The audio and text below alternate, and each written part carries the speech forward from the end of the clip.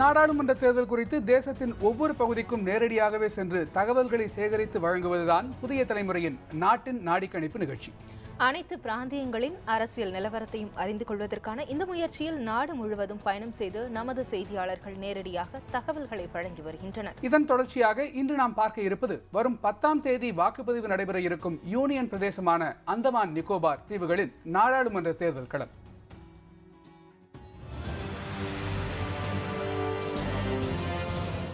உலகின் மாபெரும் ஜனநாயக நாடான இந்தியாவின் நாடாளுமன்ற தேர்தல் பற்றிய செய்திகளை துல்லியமாக வழங்குவதற்காக நாட்டின் அனைத்து பகுதிகளுக்கும் புதிய தலைமுறை செய்திக்குழுவினர் பயணம் செய்து வருகின்றனர்.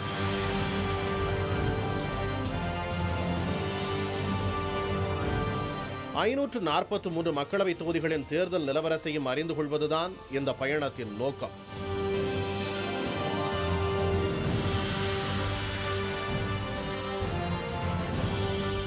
இதில் மாநில முதல்வர்கள், பலதரப்பு அரசியல்வாதிகள், சாமானிய மக்கள், பத்திரிகையாளர்கள் உள்ளிட்ட அனைத்து தரப்பினரின் கருத்துகளும் ஆராயப்பட்டு வருகின்றன. இதன் ஒரு பகுதியாக நமது செய்தியாளர் தங்கவேல் தற்போது கள ஆய்வு நடத்தி வருவது நாட்டின் பிற பகுதிகளிலிருந்து புவியியல் ரீதியாக தனித்திருக்கும் அந்தமான் நிக்கோபார் தீவுகளில்.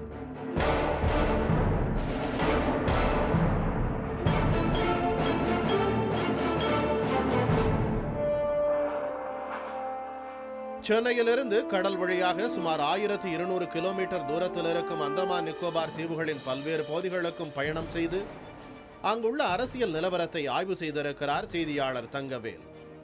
ஒரு மக்களவை தொகுதியை கொண்டுள்ள அந்தமான் நிக்கோபார் தேசிய கட்சிகள் ஆதிக்கம் செலுத்தும் பகுதியாகவே இதுவரை இருந்து வந்திருக்கிறது.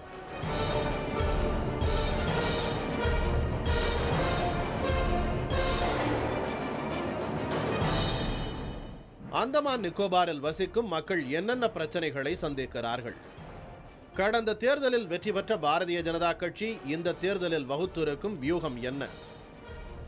நாடாளுமன்ற தேர்தலை அரசியல்வாதிகளும் மக்களும் எப்படி பார்க்கிறார்கள் என்பன போன்ற கேள்விகளுக்கு அந்தமான் நிக்கோபாரிலிருந்து நமக்கு நேரடியாக பதில் தரப்போகிறார் செய்தியாளர் தங்கவேல்.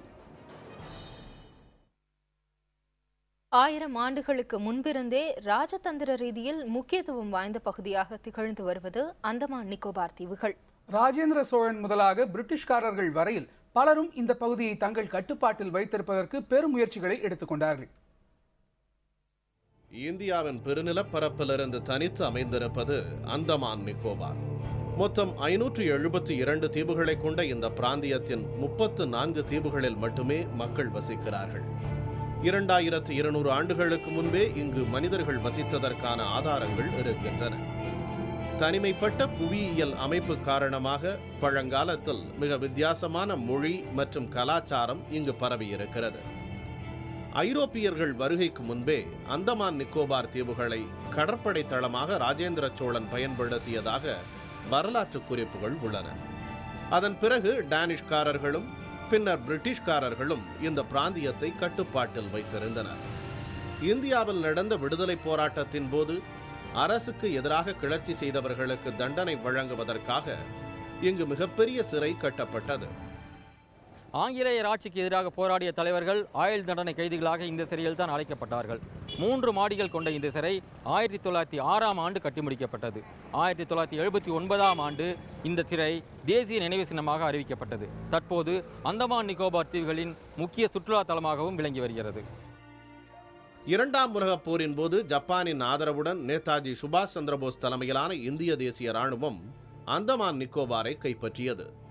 எனினும் போரின் இறுதியில் ஜப்பானிய படைகள் சரணடைந்த போது இந்த பிராந்தியம் மீண்டும் பிரிட்டிஷார் வசம் சென்றது. இப்போ நீங்கள் பார்த்துட்டு இருக்கிறது அந்தமானில் இருக்கிற ரோஸ் தீவு. இந்த ரோஸ் தீவு வரலாற்று ரீதியாக ரொம்ப முக்கியத்துவம் வாய்ந்த தீவாக பார்க்கப்படுது. காரணம் என்னென்னா, ஆங்கிலேயரோட ஆட்சி காலத்தில் அதுதான் அவங்களுடைய தலைநகரமாக இருந்துச்சு. 2வது உலகப் போர் முடிகிற வரைக்கும் அவங்க கிட்ட தான் இருந்தது. அதுக்கப்புறம் ஜப்பான் நாட்டோட கைக்கு போச்சு. அதுக்கப்புறமா தான் அந்த ஜப்பான் நாட்டோட உதவியோட இந்தியா சுதந்திரம் பெற்றதா நேதாஜி சுபாஷ் சந்திரபோஸ் ஒரு பிரகடனம் வெளியிட்டார். இந்தியா சுதந்திரம் அடைந்த பிறகு 1950ஆம் ஆண்டு இந்தியாவின் ஒருங்கிணைந்த பகுதியாக ஆனது அந்தமான் நிக்கோபார். 1956இல் யூனியன் பிரதேசமாக அறிவிக்கப்பட்டது. ஒரே ஒரு மக்களவை தொகுதியை கொண்ட இந்த யூனியன் பிரதேசத்தின் மொத்த மக்கள் தொகை 3,80,000. வாக்காளர்களின் எண்ணிக்கை 2,57,000. இதில் வங்காளிகள் மற்றும் தமிழர்கள் எண்ணிக்கை அதிகம்.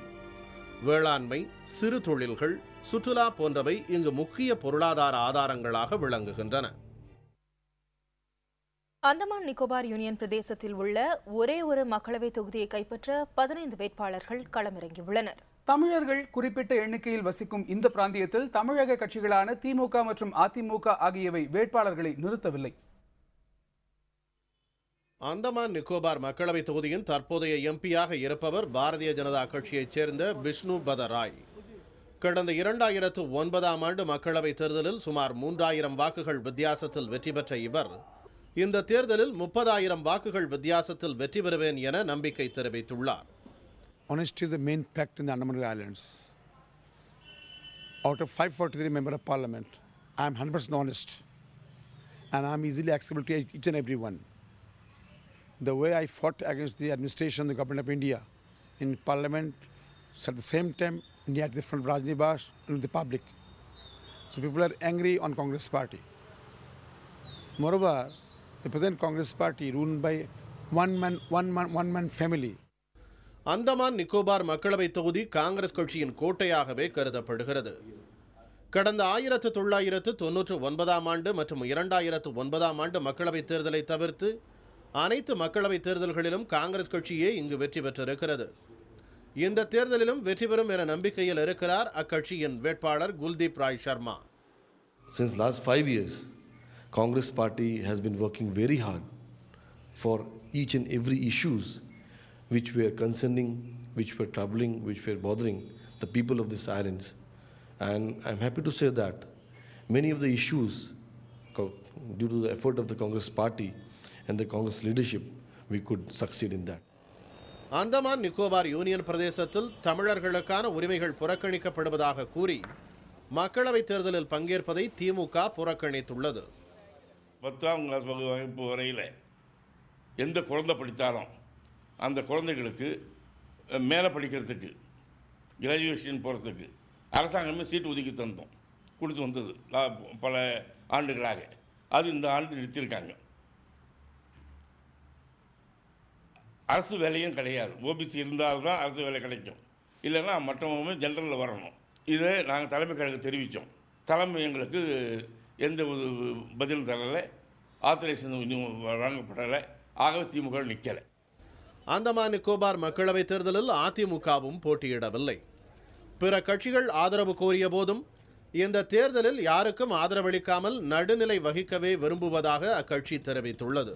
தலைமையிலேருந்து எங்களுக்கு அந்த அதிகாரப்பூர்வமான அறிவிப்பு வரல. அதனால் இங்கே வந்து டிஎம்சி, திரிணாமுல் காங்கிரஸும் ஆதரவு கேட்டாங்க, பிஜேபியும் ஆதரவு கேட்டாங்க. நாங்கள் தலைமையிலேருந்து எங்களுக்கு அந்த அறிவிப்பு வரல, தலைமையில் கேட்குறோம். தலைமையில் சொன்னால் அதுக்கு மேலே முடிவு எடுக்கணும்னு சொன்னோம். தலைமையிலேருந்து எந்த அறிவிப்பு வரல. அதனால் நாங்கள் வந்து நல்ல நிலையை வைக்கிறோம். இதனிடையே தமிழர்கள் அதிகம் வசிக்கும் அந்தமான் நிக்கோபார் யூனியன் பிரதேசத்தில் காங்கிரஸ் மற்றும் பாரதிய ஜனதாவுக்கு சவால் அளிக்கும் நோக்கத்துடன் களமிறங்கி இருக்கிறார் தமிழ் பெண்மணி உமா பாரதி. காங்கிரஸ் கோட்டையை தகர்த்தெறிந்த மக்கள் எதற்காக தகர்த்தெறிந்தார்களோ அது நடைமுறையில் இன்று இல்லை என்ற ஒரு எண்ணத்திலே நிச்சயமாக அவர்கள் என் பக்கம் திரும்புவார்கள், எங்கள் கட்சியை நோக்குவார்கள். என்ன என்றால், என்னுடைய தேசியவாத காங்கிரஸ் கட்சி எந்த விதமான பிரதிபலனையும் எதிர்பார்க்காமல் சென்று கொண்டிருக்கிறது இந்த அந்தமானிலே. அந்தமான் நிக்கோபார் யூனியன் பிரதேச மக்களவை தேர்தலில் போட்டியிடும் வேட்பாளர்களில் பலர் காங்கிரஸ் மற்றும் பாரதிய ஜனதா கட்சியிலிருந்து பிரிந்து சென்றவர்கள்.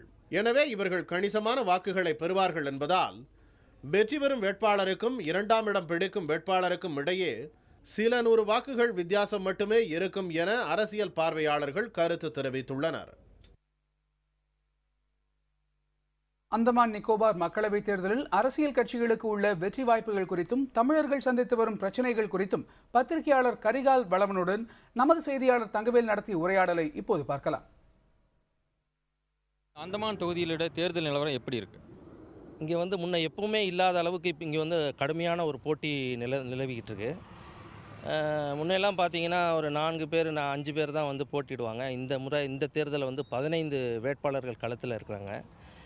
முக்கிய போட்டின்னு சொல்லப்போனால் 2 பெரிய தேசிய கட்சிகள் இருக்குது, காங்கிரஸும் பாரதிய ஜனதா கட்சியும். இவங்களுக்கு இடையில தான் போட்டி நடந்துக்கிட்டு இருக்கு. ஆனால் இப்போ இருக்கிற சூழ்நிலையில் சரிசமமான ஒரு போட்டி தான் இருக்குது. இந்த 11th hours, அதாவது 11வது நிமிடத்தில் என்ன எப்படி வேணாலும் மாறலாம். அதாவது வாக்கு வித்தியாசங்கள்னு பார்க்கும்போது ஒரு 2000 வாக்குகளுக்கு, கடந்த முறை வந்து 2800 வாக்குகள் வித்தியாசத்தில் தான் வந்து பாஜக வேட்பாளர் வெற்றி பெற்றார். இந்த முறை வந்து இந்த முறையும் அதே மாதிரி ஒரு சூழல் ஏற்படுங்கிறது தான் மக்களுடைய பொதுவான கருத்து. இப்போ இங்கே வந்து இந்த தேர்தலில் முக்கியமான பிரச்சனைகளாக எதை சொல்கிறாங்க? இங்கே வந்து மக்களுக்கு வந்து ஒரு பெரிய பிரச்சனைன்னு சொல்லும் போது வேலைவாய்ப்பு இங்கே இல்லைன்னு சொல்லலாம். அந்த அளவுக்கு பிரச்சனைகள் இருக்குது. அடுத்தது கனெக்டிவிட்டி. இங்கேருந்து போக்குவரத்து பிரச்சனை பெரிய பிரச்சனையாக இருக்குது. நீங்கள் இங்கே ஒன் வே இங்கேருந்து சென்னைக்கு போகிறதுக்கு 30,000 ரூபா டிக்கெட் வாங்கிட்டு நீங்கள் ஃப்ளைட்டில் போகிறதுக்கு ஏதாவது ஒரு ஃபாரின் கண்ட்ரியில் போய்ட்டு வரலாம். 3-4 ஃபாரின் கண்ட்ரி போய்ட்டு வரலாம். சிங்கப்பூர், மலேசியா, பேங்காக் இந்த மாதிரி நாடுகளுக்கு போய்ட்டு வரலாம். இங்கே அந்த அளவுக்கு ஃபேர் அதிகமாக இருக்குது. அதான் ஒவ்வொருத்தரும் ரொம்பவும் ஃபீல் பண்ணுறாங்க. டூரிஸ்ட்டுகளும் ஃபீல் பண்ணுறாங்க. இங்கே வர்றவங்களும் இவ்வளோ ரூபா கொடுத்து நாங்கள் அந்தமானுக்கு எதுக்கு வரணும் அப்படின்னு சொல்லி ஃபீல் பண்ணுறாங்க. இப்போ குறிப்பாக தமிழ் மக்களுடைய பிரச்சனைகள்னு என்னென்ன பிரச்சனைகள் இருக்குது? இங்கே வந்து இந்த கட்டிட தொழில்களில் நடத்திக்கிட்டு இருந்தவங்க எல்லாருமே தமிழர்கள் தான். பொதுவாகவே கான்ட்ராக்டராக இருக்கட்டும், வேறு ஏதாவது இந்த குவாரி உற்பத்தி, கடல் மணல் எடுக்கிற இதாக இருக்கட்டும், தொழிலாக இருக்கட்டும், எல்லாமே தமிழர்கள் பார்த்துட்டு இருந்தாங்க. அது ஒவ்வொரு பிரச்சனையாக வளர்ந்துட்டு இன்றைக்கி கடல் மணல் எடுக்கிற இது வந்து சுப்ரீம் கோர்ட் பேன் பண்ணிருச்சு. குவாரிலையும் பல கெடுபிடிகள், இந்த மாதிரி கட்டட தொழில் மந்தமான நிலைமையில் போய்கிட்டு இருக்கு. இதெல்லாம் தமிழர்கள் பாதிக்கப்படக்கூடிய பிரச்சனைகள். அதில் வேலை பார்த்துட்டு இருந்த தொழிலாளர்கள்லாம் இன்றைக்கி வந்து தமிழகத்துக்கு திரும்பி போயிட்டாங்க. இன்றைக்கி வந்து தமிழருடைய பாப்புலேஷன் இங்கே குறைஞ்சிட்டே போகுது. இப்போ அதுக்கு வந்து இந்த அரசியல் கட்சிகள் இந்த தேர்தல் ஏதாவது வாக்குறுதிகள் கொடுத்துருக்காங்களா அந்த பிரச்சனைகளை தீர்க்கறதுக்கு? அதாவது 2 கட்சிகளுமே வந்து பொதுவான பிரச்சனைகளை எடுத்து தன்னுடைய மேனிஃபெஸ்டோவில் வெளியிட்டிருக்காங்களே தவிர தமிழர்களுக்குன்னு குறிப்பிட்டு எதுவும் சொல்லலை. அந்தமான் நிக்கோபாரில் மக்களின் வாழ்க்கை தரம் எப்படி இருக்கிறது? மக்களவைத் தேர்தலில் எந்த கட்சிக்கு வெற்றி வாய்ப்பு அதிகம்? செய்தியாளர் தங்கவேல் தரும் தகவல்களை இடைவேளைக்கு பிறகு பார்க்கலாம். இணைந்திருங்கள்.